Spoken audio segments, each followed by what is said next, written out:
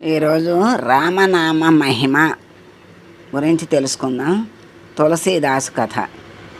భక్త శిఖామణి శ్రీమద్ రామాయణ గ్రంథకర్త తులసీదాసు మఠంలో ఒక మధ్యాహ్న వేళ భోజనాలు చేస్తున్న బంతిలో కలకలం రేగింది.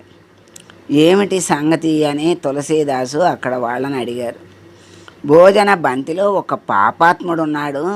అతని సరసన కూర్చుని భోజనాలు చేయటానికి కొందరు పెద్దలు తిరస్కరిస్తున్నారని కార్యకర్తలు చెప్పారు. అంటే ఆ పాపాత్ముడు వచ్చాడు, మేము కూర్చోమంటే మేము కూర్చోమని అంటున్నారు పాపాత్ముడని మరి అని చెప్పారు కార్యకర్తలు. పాపాత్ముడని చెప్పబడుతున్న వ్యక్తిని తన దగ్గరికి పిలిచాడు తులసీదాసు.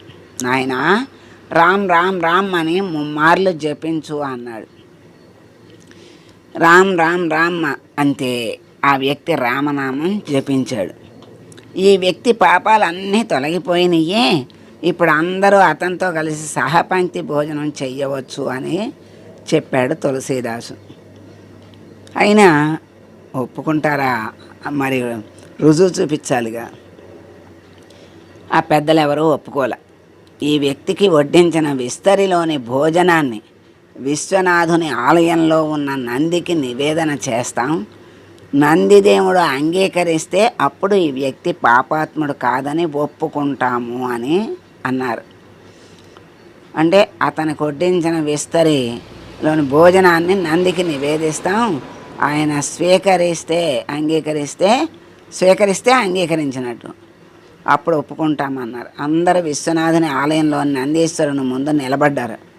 తులసీదాసు, నందీశ్వరా, శ్రీరామనామం సకల పాపాలని తొలగిస్తుందనే మాట నిజమైతే నీవు ఈ నైవేద్యాన్ని స్వీకరించాలి అని అన్నారు. నంది కదిలొచ్చింది. లేచి వచ్చి ఇస్తరిలోని భోజనాన్ని తృప్తిగా భోంచేసి మళ్ళీ శిలగా మారిపోయింది. ఈ అద్భుతం చూసి తులసీదాసును శంకించిన వారంతా కూడా శిలలుగా నిలబడిపోయారు. అంటే ఈ నామానికి ఎందుకు అంత మహత్వం ఉంది అంటే, కలికాలంలో భగవన్నామస్మరణే మానవుల దుఃఖాలని తీర్చే సన్మార్గమని, ముక్తికి మార్గమని కూడా మనకి పెద్దలు చెప్పారు. అలాగే తులసీదాసు రామనామాన్ని జపింపజేసి మూడు సార్లు జపింపజేసి ఆయన పాపాలన్నీ పోయినాయి అని, మరి ఆయన మహాత్ముడు గనక వీళ్ళందరూ కాదన్న మరి రుజువు చేశాడు. అంతటి మహాత్ముడు తులసీదాసు. ఈ తులసీదాసును కూడా శంకించారు. వీళ్ళందరూ ఏదో మాయ చేస్తున్నాడు ఇట్లా అనిపించి అందరినీ కూర్చోబెట్టి భోంచేయించాలని అనుకున్నారు. ఆ తులసీదాసును శంకించిన వాళ్ళందరూ కూడా అట్లా నిలబడిపోయారు శిలల్లాగా. అంతే. అందుకే ఎవరిలో ఏ శక్తి ఉందో తెలుసుకోవాలని జిజ్ఞాస ఉండాలి, కానీ శంకించకూడదు.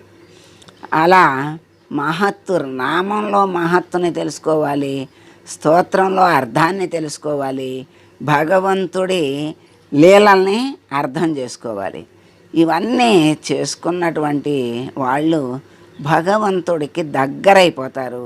చివరికి భగవంతుడే అయిపోతాడు. అదే ముక్తి అంటారు. అటువంటి ముక్తి మార్గాన్ని చూపించటానికి కలికాలంలో రామనామమే, నామస్మరణమే, రామనామమైనా ఏ నామస్మరణైనా ముక్తికి మార్గం అవుతుంది అని మనసారా స్మరించాలి, ముక్తిని పొందాలి అని ఈ కథ ద్వారా మనకి చక్కగా బోధించారు. అంత శక్తి ఉంది అని. శ్రీరామ రామ రామేతి రమే రామే మనోరమే సహస్రనామ తత్తుల్యం రామనామ వరాననే. ఈ శ్లోకాన్ని 3 సార్లు స్మరిస్తే విష్ణు సహస్రనామ పారాయణ ఫలితం, శివ సహస్రనామ పారాయణ ఫలితం కూడా లభిస్తుంది అని చెప్పారు. ఒక్క రామనామాన్ని స్మరిస్తేనే పాపాలన్నీ పోయినాయి. ఈ శ్లోకాన్ని స్మరిస్తే 2 శివకేశవుల సహస్రాలు పఠించిన ఫలం పారాయణ చేసిన ఫలితం వస్తుంది అని చెప్పారు. శుభం.